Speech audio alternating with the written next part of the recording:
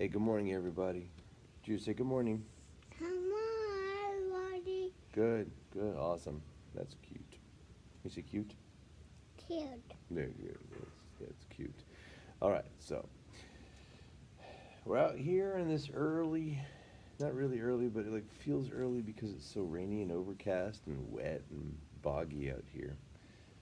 And I have this one thought going through my mind that has been there since it was put there last night by the small group study that we had.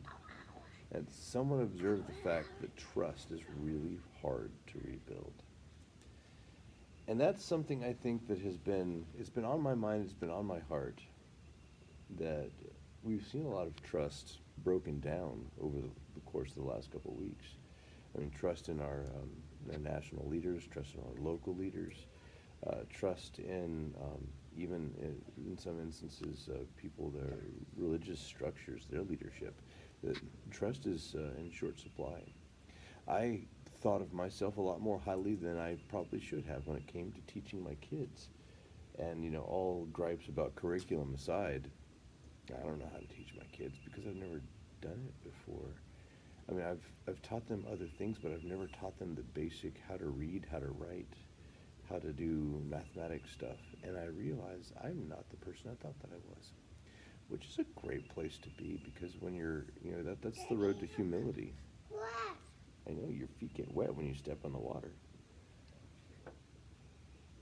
And the road to humility is paved with the understanding that you're not the person that you thought you were.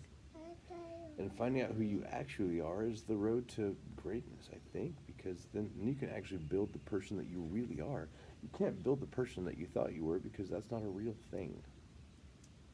It's hard, though, because the feeling of losing false hope is the same feeling as losing real hope. And when you are hoping in yourself, and you were hoping in something that didn't pan out to actually be real, it hurts.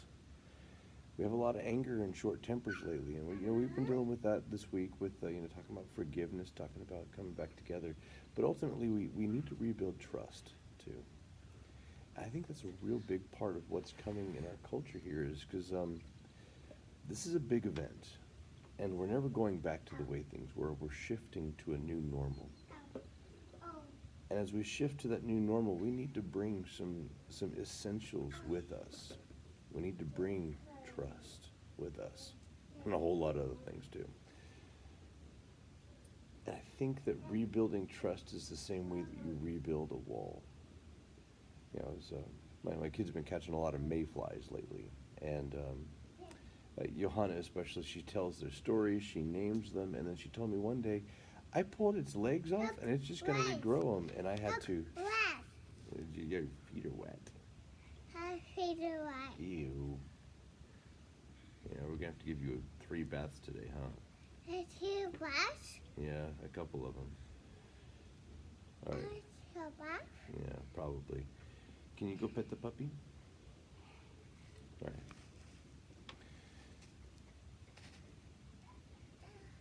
But I had to horrify poor Johanna to let her know that those bugs actually don't regrow their legs. Once that leg is gone, it doesn't regenerate. It's just gone. And she was like, oh.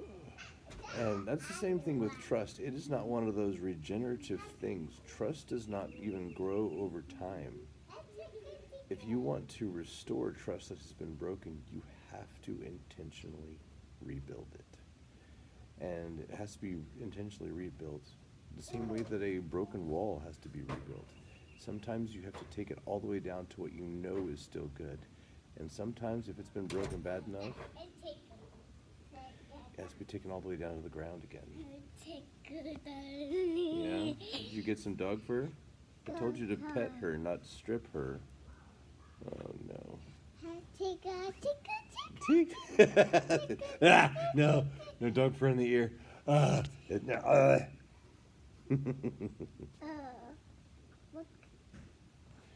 Well, we've been doing a study through the book of Nehemiah.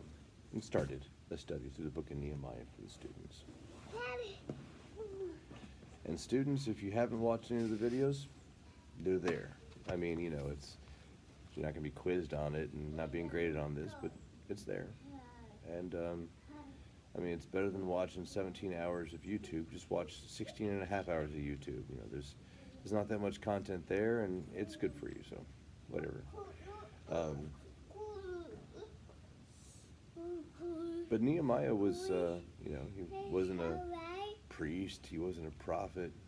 Shucks, man, he wasn't even like some high and vaunted person like Joseph, who was second in charge of the nation. He was the guy who would get poisoned on behalf of the king, so that the king didn't get poisoned. He was his cupbearer. You know, he wasn't anything. But God gave him an ability to know how to rebuild a wall. And I think probably the most important thing I focus on today is the fact that Nehemiah knew he couldn't do it by himself. And if we're going to rebuild trust, we need to do it together. We need to do it with the people that we're trying to rebuild trust with and the community that surrounds that trust. In our institutions, in our families, in our relationships. I know, that boy is trying to take all your fur off. But we have to do it together. We have to do this rebuilding thing together. It can't be done Lone Ranger style. We have to do this like we all belong to each other. Because we're going to need trust. We're going to need trust to rebuild a lot of the things that have been broken. In some instances, there's some things that have been fatally broken and won't recover. And we're going to need trust to build things in their place. And to let some things that just need to lay broken be broken. I know she licked you in your face.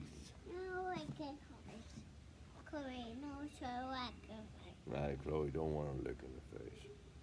So today, I would urge you to assess what you need to rebuild trust and what people you need to bring along.